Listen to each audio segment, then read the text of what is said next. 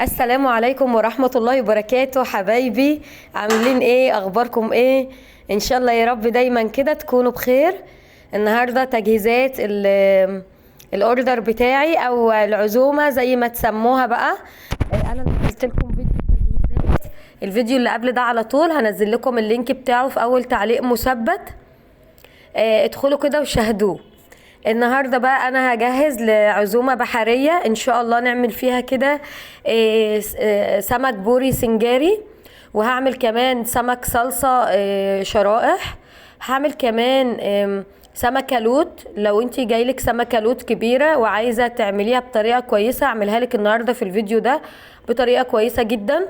هنعمل رز بالصياديه وهنعمل كمان حبه جمبري كده بطريقه جميله ممتازه.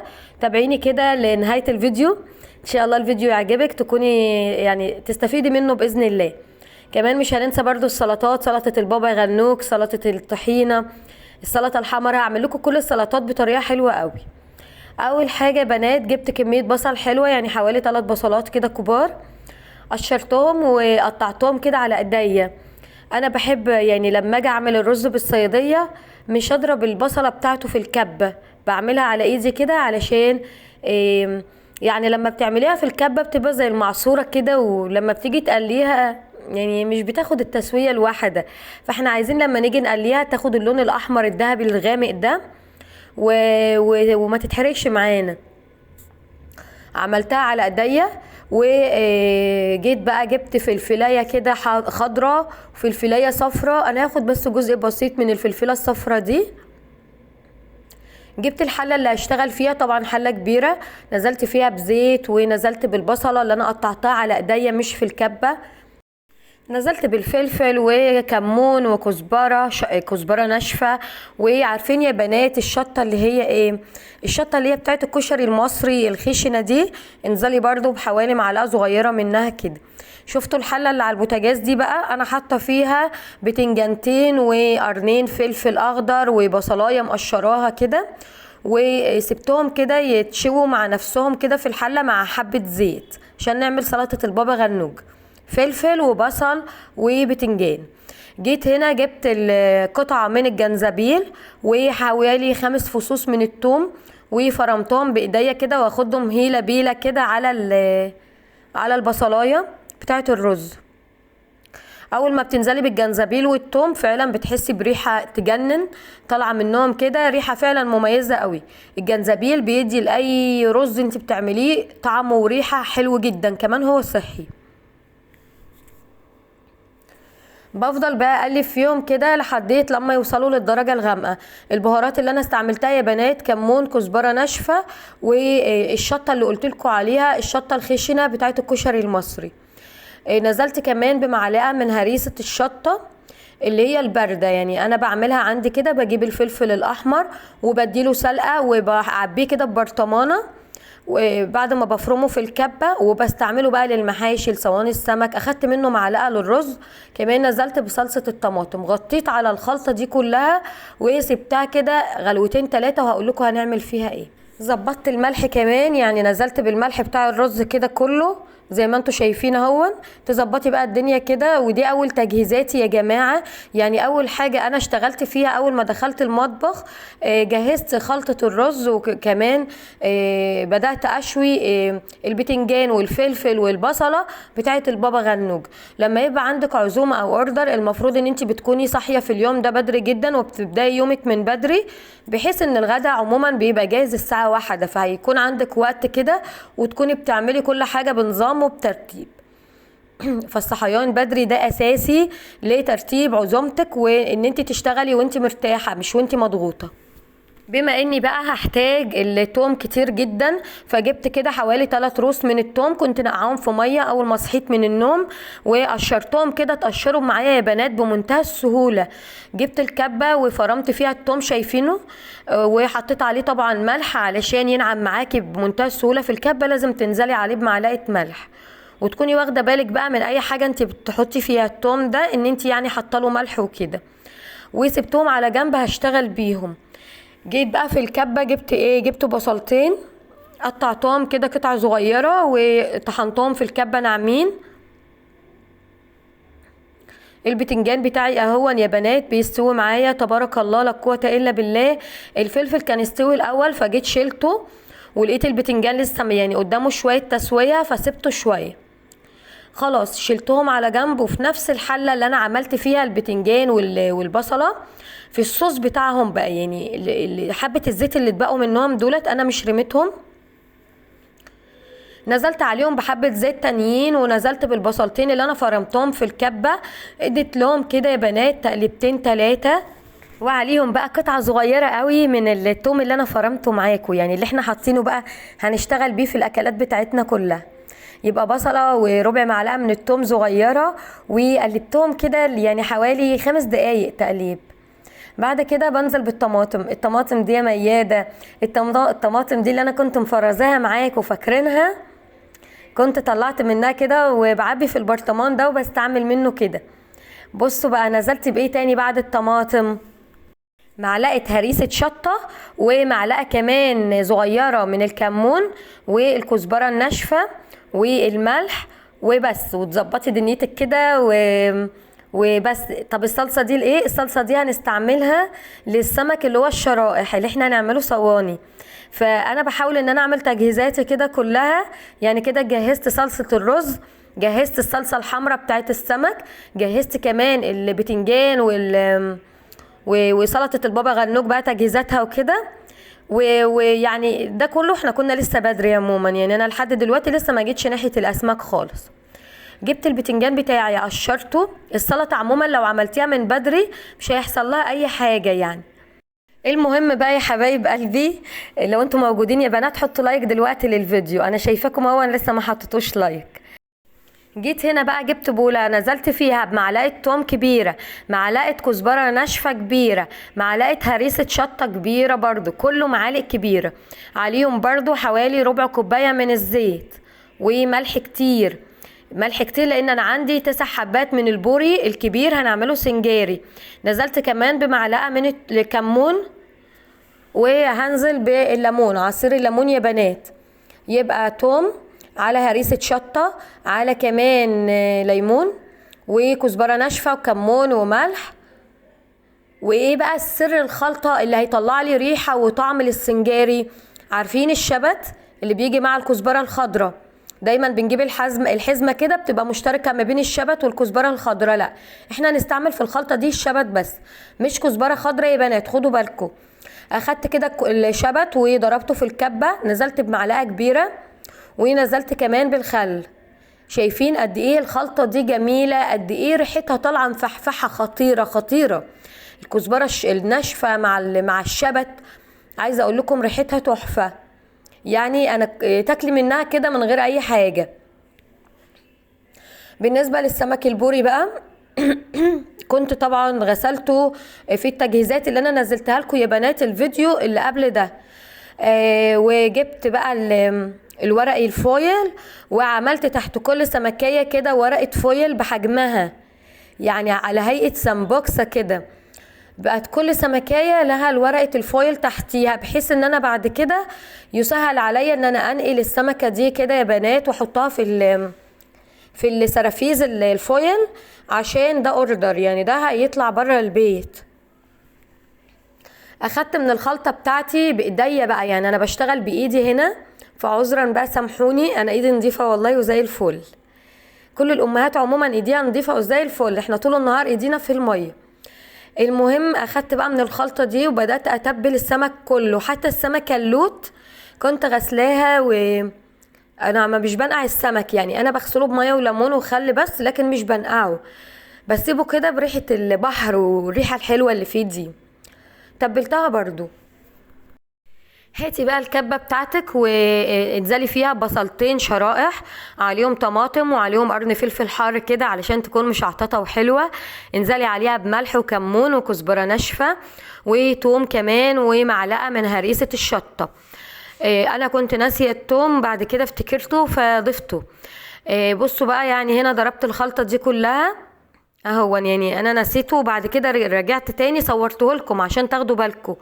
يبقى بصل وتوم وطماطم وقرن فلفل حار والتوابل كمون وكزبرة ناشفة، وكمان نزلت بملح ومعلقه هريسه شطه.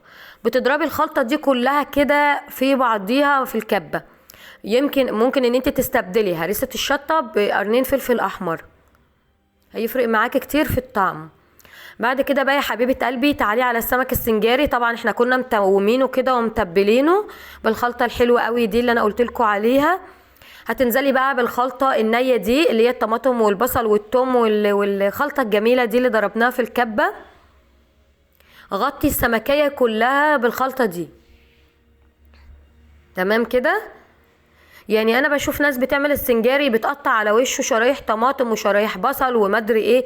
يا جماعه الحاجات دي كلها والله مش صحيحه. هو في المطاعم بيعملوها بالطريقه دي. انا جايبه لكم الطريقه دي عموما من مطعم مشهور جدا في بلطيم، في مصيف بلطيم.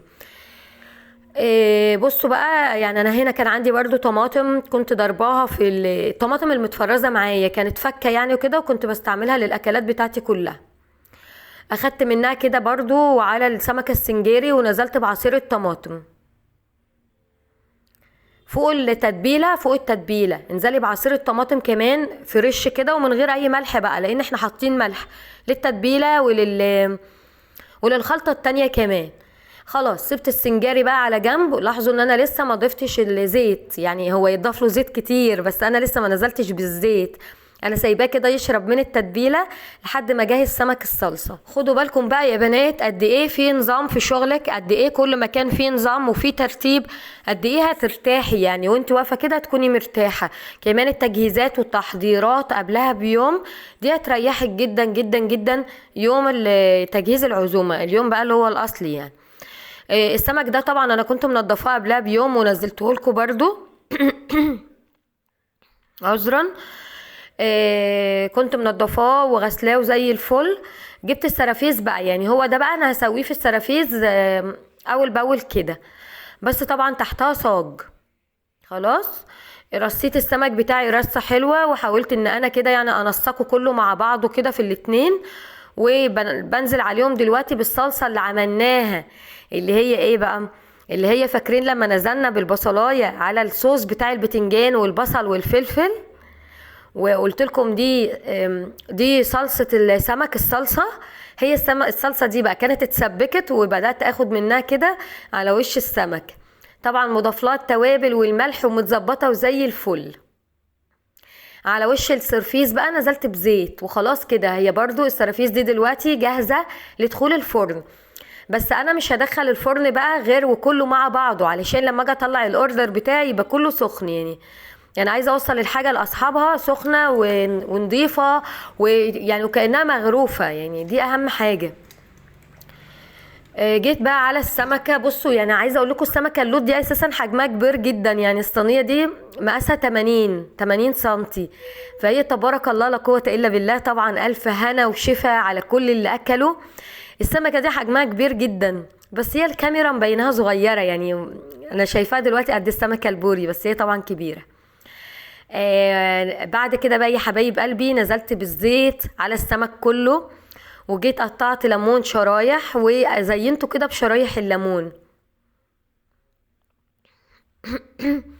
انا كده خلصت السمك بتاعي كله، يعني السمك الصلصه خلصته والسمك البوري سبتهم بقى كده يعني برضو يشربوا من التتبيله ولسه ما دخلتهمش الفرن. تعالي بقى على الجمبري، هاتي حله وانزلي فيها بزيت، واول ما الزيت يسخن ادي للجمبري ده صدمه، يعني اديله صدمه كده وطشه. قلبيه تقلبتين 3 مع الزيت السخن، هتلاقي لونه بدأ يتغير. في الوقت ده يا حبيبه قلبي بقى تكوني مجهزه طبق كده فيه طماطم شرايح وبصل وفلفل الوان شرايح، ويا سلام بقى انزلي بقرن فلفل كده حار يكون حراق كده ومشطط علشان يطلع لك الجمبري طعمه حلو. قلبي بقى الخضروات دي كلها في الجمبري وظبطي الملح بتاعك وبهاراتي بقى المعروفة، الكزبرة الناشفة والكمون. انا مش بنزل باي بهارات تانية، اي حاجة تانية هتغير لك طعم الحاجة حتى لو بهارات سمك. نزلت بمعلقة صلصة هريسة وصلصة الطماطم بتاعتي، وغطي على الجمبري ده وسيبيه ربع ساعة. شوفوا انا قلبته كده كله ببعضه وسبته ربع ساعة بالظبط، رجعت له اهون ربع ساعة بالظبط. لقيت الجمبري نزل ميته وكمان الطماطم والبصل والفلفل ده كله بينزل ميته وبينزل الصوص اللي فيه. فما شاء الله حجمه زاد كده وبقى حلو. سبته برضو ربع ساعة تانيين وبعد كده هصبه في السرافيز. دي خلطة الرز يا حبايب قلبي اللي انا جهزتها بقى في اول الصباح، يعني لو لاحظتوا كده في اول الفيديو نزلت عليها بكاتل مية مغلية وهسيبها. اول ما هتغلي بقى اكون مجهزة الرز جنبي. معايا حوالي 4 كيلو من الرز، يعني ل10 افراد، او 3 كيلو ونص تقريبا، 3 كيلو ونص. كنت غسلاهم وصفيتهم، نزلت بيهم بقى كده. طبعا بتصفيهم من المية خالص، يعني احنا كفاية عندنا المية اللي هي الصوص اللي احنا عاملينه الجميل ده. ظبطي الملح بتاعك وسيبي الرز بقى يستوي على نار عالية. اول ما هيشرب المية بتاعته هتبداي ان انت توطي النار.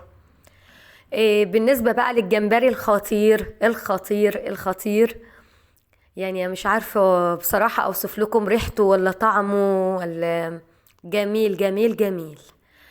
انزلي بقى بيه في السرافيس كده اهون.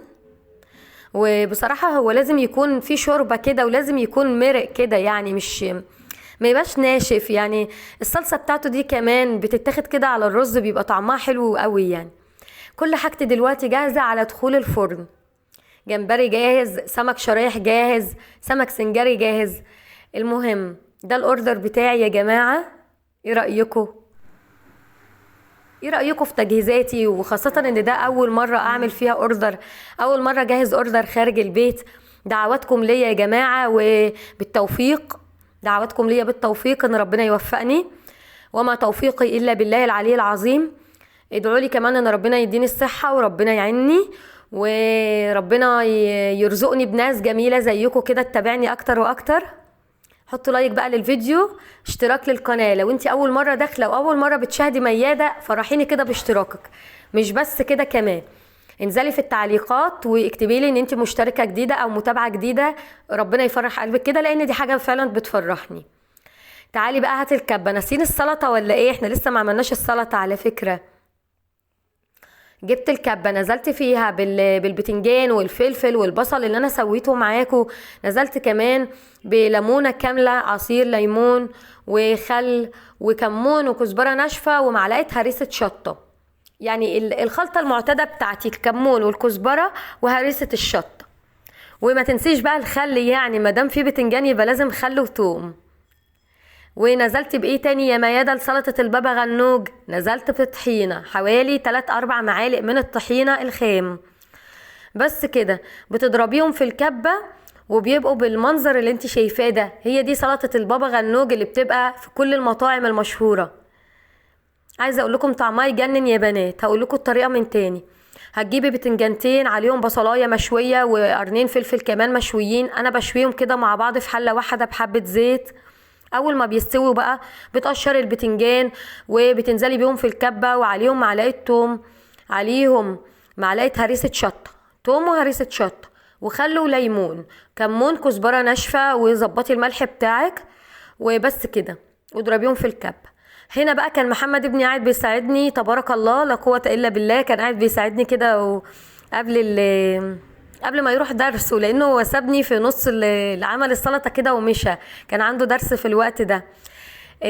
بس هو قاعد برضه وساعدني، له الشكر يعني. فانا هنا بقى بجهز سلطه الطحينه. كان معايا نص كيلو من الطحينه الخام، نزلت عليها بميه من الكتل سخنه. يعني اول ما بتيجي تعملي سلطه الطحينه لازم يكون معاكي ميه مغليه. نزلت بحوالي نص كوبايه ميه مغليه، وعليها طبعا التوابل برضو المعروفه عندي، الكمون والكزبره الناشفه، ولو بتحبي شطه حطي شطه، وظبطي الملح بتاعك، وليمون وخل. الليمون بيبقى كتير، يعني انا هنا نزلت بليمونه ونص ورجعت حطيت النص التاني، يعني بقوا ليمونتين كبار. قلبيهم بقى، يعني كل ما هتقلبي هتلاقي الطحينه دي حجمها بيزيد معاكي. على فكره انا لسه ما نزلتش بالثوم، خدوا بالكم. كل ما بتقلبي بتلاقي القوام بيتقل، كل ما بتقلبي تلاقي القوام بيتقل. في الوقت ده انا كنت ضاربه تومه في الهون ناعمه، ونازله عليها بحبه خل تانيين صغيرين، نزلت بيهم على الطحينه، وقلبتها بقى في الاخر كده بالثوم وخلاص كده هي كده بتكون جاهزة ان انتي تحطيها في الاطباق الفايبر. هنا انا كنت بكمل السلطة لان كان محمد ابني راح درسه وكده. السلطة بقى يا جماعة طبعا كلكم عارفين السلطة يعني، طماطم، جزر، فلفل، بتاع كزبرة خضراء، اللي عندك حطيه. يعني السلطة بتحب الخضروات الكتير، اي حاجة عندك حطيه. انا كان عندي كرنب احمر قطعت منه شرايح برضو. نزلت بملح وكمون وكزبرة ناشفة على السلطة برضو، بتديلها طعم حلو قوي، وبحبة خل كده وعصرة ليمونة، وغرفتهم في الاطباق بتاعتهم. انا كده يعني تقريبا خلصت الحاجة بتاعتي، واقفة بس على ان الحاجة تدخل الفرن. ففي الوقت ده فعلا كان كريم ابني جه خد الحاجة ودخلها لي الفرن. ربنا يبارك في صحته يا رب كده ويخليه.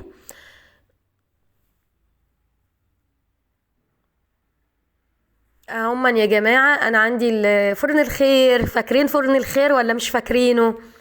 ان شاء الله يرجع من تاني واشتغل فيه للخير من تاني، ونعمل فيه اكلات جميلة ونوزعها باذن الله معاكم. بس ادعوا لي ان القناة تكبر والربح يزيد، عشان هو الربح هو اللي هيشغل لي الفرن ده للخير. وهنا بقى كان كيمو واخد السمكة الكبيرة بيسويها لي في الفرن ده، لان الصينية دي كانت كبيرة جدا، فما كانتش جاية في الفرن اللي هو التاني، اللي هو الفرن اللي انا صورته لكم دلوقتي. فقلت له حطها في الفرن ده. انا كان كل همي في الوقت ده ان الحاجة كلها تطلع في وقت واحد، وقت قياسي واحد، يطلع كله سخن ويتغلف كله مع بعضه في نفس الوقت. تبارك الله، شايفين شكل الجمبري عامل ازاي؟ لا هو الناشف ولا هو المرق قوي، لا ده المظبوط. والطعم بقى مفيش بعد كده يا جماعة. وهنا الرز بتاعي برضو كان استوي ما شاء الله. بدأت اغرف بقى. السرافيس دي طبعا مش هتستحمل ان انت تمسكيها بايديكي، لازم تكوني حطاها على صينية ألمونيا.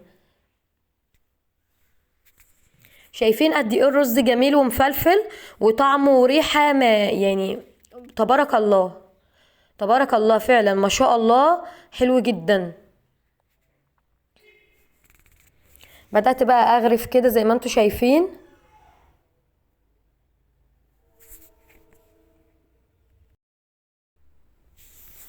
اهو ما شاء الله، شامين الريحة ولا مش شامينها؟ بجد بجد انا في اليوم ده تعبت جدا، بس على قد ما انا كنت تعبانه على قد ما انا كنت مبسوطه ان انا هقدم لكم حاجه كويسه تستفيدوا منها. حتى لو انت ست بيت وبتفكري ان انت تعملي الاكلات دي، ان شاء الله تعمليها بمنتهى السهوله وبالمقادير المظبوطه اللي انا قلت لك عليها. وده السمك السنجاري بتاعي بقى، كان استوي وشايفين يعني هو من تحت مش محروق يا جماعه، هو من تحت حلو اهو ما شاء الله. والصلصه جميله عليه، وهو طري وجوسي كده وحلو، يعني مش اللي هو الناشف برضو. اهم حاجه تزودي له الزيت، لان كل ما زودتي له الزيت كل ما طلع معاكي حلو. خلاص كده انا غلفته. قد ايه هو جميل. عندي بقى التغليف غلفته كده. بصراحة انا جيت على الطبق ده وكان الورق الفويل بتاعي خلاص خلص، بس غلفته كده بالاسترتش يعني. وهنا بقى سمك الصلصة بتاعي. ايه رأيكم يا جماعة؟ منتظرة بقى تشجيعكم ليا، تشجعوني كلكم كده في التعليقات. منتظرة كمان لايكات كتيرة للفيديو. وصلوا الفيديو ده 2000 3 كده 4 5 6. انا طماعة كده. طب وصلوا ل 1000 لايك. انا مش طماعة والله، انا برضه بقليله. وصلوا ل 1000 لايك. انا عارفة ان انتوا كلكم ستات بيوت وشاطرين وعسلات، وانتوا كلكم قدها وقدود. احنا كلنا ب 100 راجل على فكرة. فوصلوني بقى الحلم الصغير بتوصيل الفيديو ده ل 1000 لايك.